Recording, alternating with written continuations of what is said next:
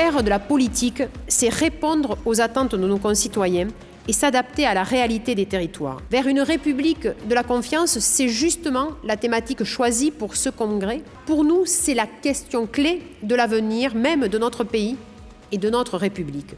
Face à une abstention qui ne fait que progresser depuis 2017 à chaque élection, pour combattre aussi les idées extrémistes et de haine qui envahissent chaque jour davantage l'espace public. L'État en fait versait les 1 500 € d'aide aux sociétés. La région, donc à Lyon, avait validé une aide de 1 000 € en plus en fait de cette aide-là, et c'est ce qui m'a permis de tenir en fait pendant ces mois-là. On a perçu une enveloppe de 1 000 € pour la relance, de l'ordre de la relance de la part de la région. C'était pas suffisant, mais c'était déjà un effort. Par rapport au cataclysme, ça peut paraître anecdotique, mais la moindre aide nous soutient. Nous avons besoin d'une république des territoires. La liberté des territoires, la décentralisation des compétences, c'est une république moderne. C'est d'ailleurs inscrit dans notre Constitution.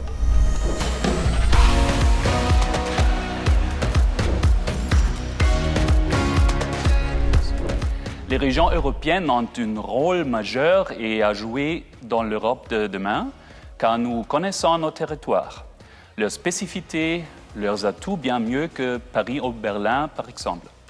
C'est pourquoi en Allemagne, le principe de subsidiarité est si important. Je pense que nous sommes tous d'accord, notamment au sein de Régions de France, pour demander un bond qualitatif en faveur de la décentralisation.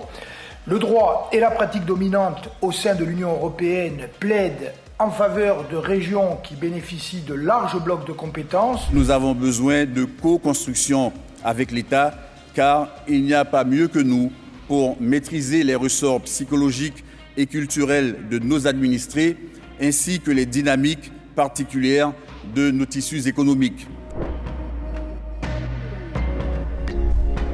Il n'y a rien de plus universel, et c'est quelque chose de très important à souligner, il n'y a rien de plus universel que la spécificité régionale. La République de la confiance est aussi une méthode. Elle repose sur la capacité à confier aux acteurs locaux le soin de décider plutôt qu'à imposer. C'est le pari de la confiance envers les élus locaux, les citoyens. C'est aussi les citoyens et leur engagement pour leur territoire. C'est quelque part une forme de la société de participation. La région n'est pas quelque chose de passif, elle doit être présente, et je pense que là aussi, il y a à penser et à agir dans l'incertain, car c'est là la clé de toute efficacité. Je vous remercie.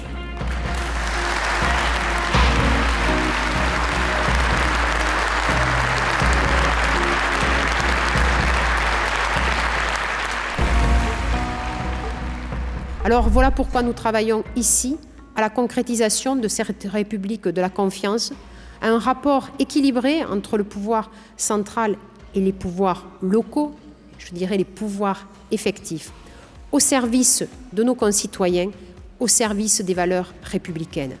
Vive la République, vive la France!